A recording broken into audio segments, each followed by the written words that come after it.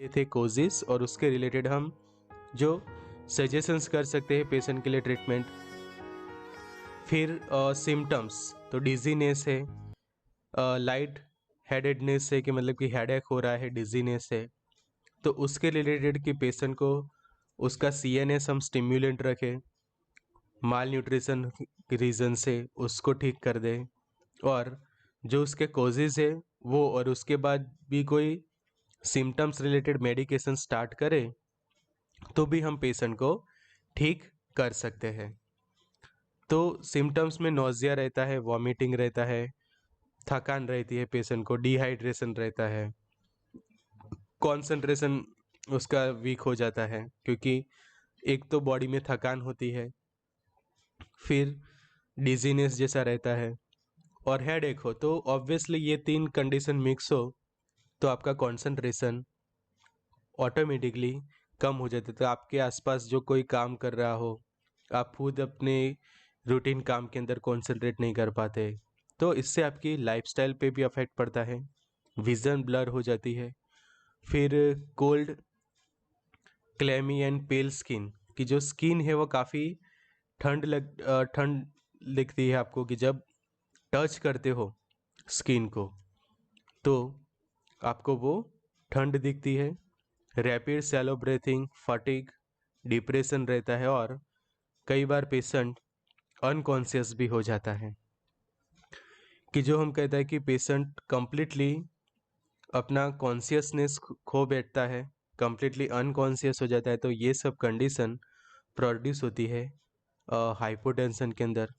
Diagnosis तो usually आपका तुरंत जब उसका ब्लड प्रेशर चेक करो कि स्पिग्मोमेनोमीटर की जो मैनुअल जो होता है, और डिजिटल भी अब तो अवेलेबल है, उससे भी आप तुरंत उसका ब्लड प्रेशर चेक करके पता लगा सकते हैं हाइपोटेंशन के कारण ये सब कॉम्प्लिकेशंस हुए हैं। तो अब जो हमें बात करनी है वो है ट्रीटमेंट की। तो ट्रीटमेंट के अंदर हम सबसे पहले तो आपको सजेशंस करते हैं ऑलवेज होम रेमेडीज़ का। उसके बाद सेकंड ऑप्शन हमारा मेडिसिन के, समझे कि होम रेमेडी से जब जब सिम्टम्स उसके माइनर हो और होम रेमेडीज से ठीक हो जाता है तो मेडिकेशंस लेने की ज़रूरत नहीं रहती। फिर एक है बात हेल्दी डाइट की, कि आप डाइट आपका प्रॉपर हेल्दी बनाते हैं, प्रॉपर आप न्यूट्रिशंस लेते हैं। उसके बाद एक्सरसाइज आप अच्छे से करते हैं रेगुलरली, और योगा प्राणायाम वगैरह आप करते हैं, तो भी आपका बॉडी जो है वो हेल्दी रहता है और कोई भी बीमारी नहीं रहती, ना ही ये हाइपोटेंशन, ना ही कोई दूसरे कोई कॉम्प्लिकेशंस। बिकॉज मेन तो बात यह है कि जब सेडेंटरी लाइफस्टाइल हो जाती है, मतलब कि जो काफ़ी दिन तक आप कंप्लीटली बैठे रहते हो, एक्सरसाइज नहीं होती आपकी लाइफस्टाइल के अंदर, तो पुअर डाइट हो, एक्सरसाइज ना हो, तो वो बहुत सारी बीमारीज वगैरह को लेकर आता है।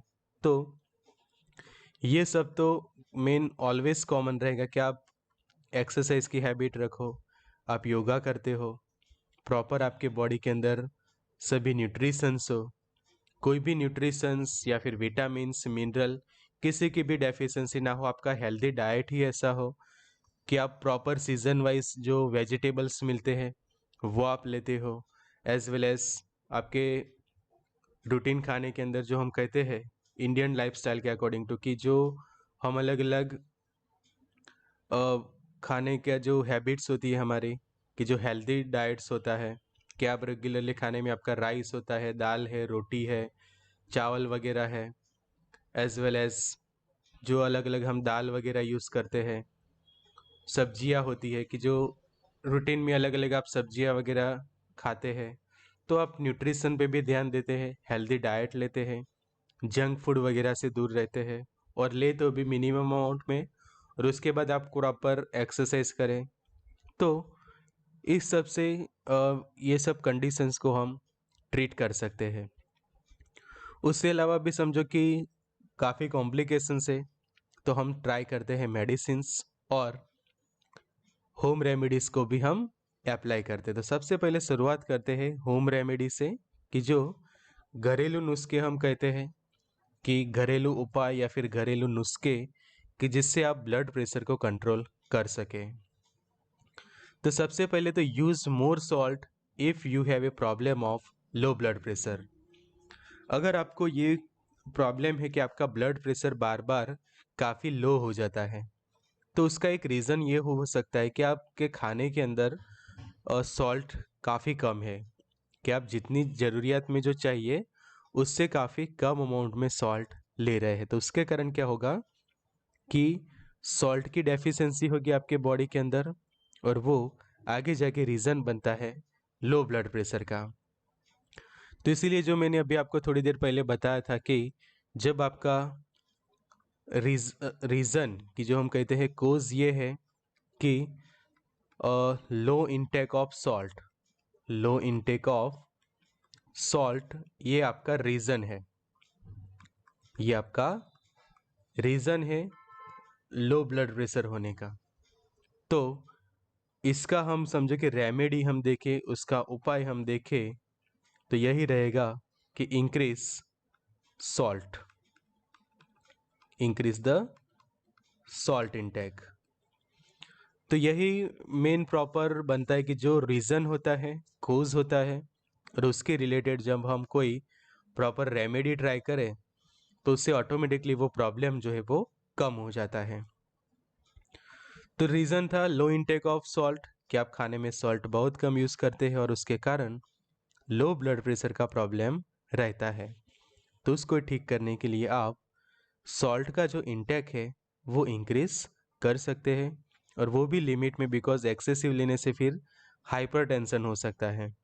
तो वो भी लिमिट में, बट जब ज़रूरत हो तब आप प्रॉपर सॉल्ट यूज़ करें कि जिससे आपका लो ब्लड प्रेशर का प्रॉब्लम ना हो। उसके बाद हम देखें second, that is experts usually recommended the limiting salt in your diet because sodium can raise the blood pressure।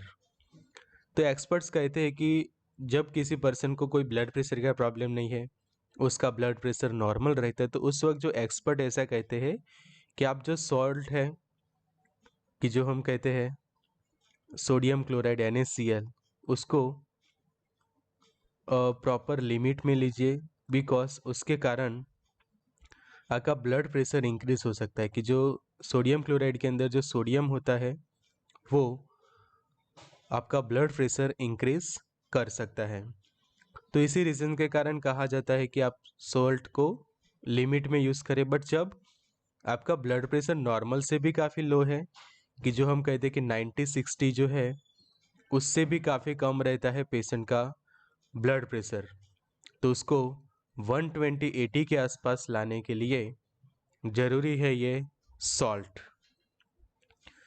फिर अदर हम देखें तो तुलसी है, बीट है, कॉफ़ी वगैरह आप दे सकते हैं पेशेंट को। कि तुलसी के जो पत्ते होते हैं, होली बसिल जिसको हम कहते हैं, वो आप ट्राई कर सकते हैं।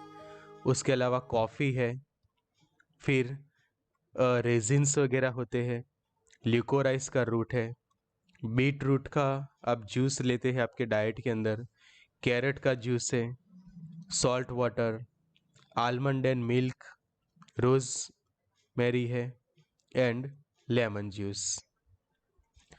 तो लेमन जूस है, कैरेट जूस वगैरह काफ़ी फ़ायदेमंद रहते हैं होम रेमेडीज़ के तौर पे इन लो ब्लड प्रेशर के। समझो कि आप इस तरह का है, तो अब हम प्रॉपर लिस्ट देख लेते हैं कि कौन से मेडिसिन यूज़ होते हैं फॉर लो ब्लड प्रेशर। तो सबसे पहले फ्लूड्रोकॉर्टिसोन, यहाँ पे आप देख सकते हैं फ्लूड्रोकॉर्टिसोन जो है वो काफ़ी पॉपुलर है।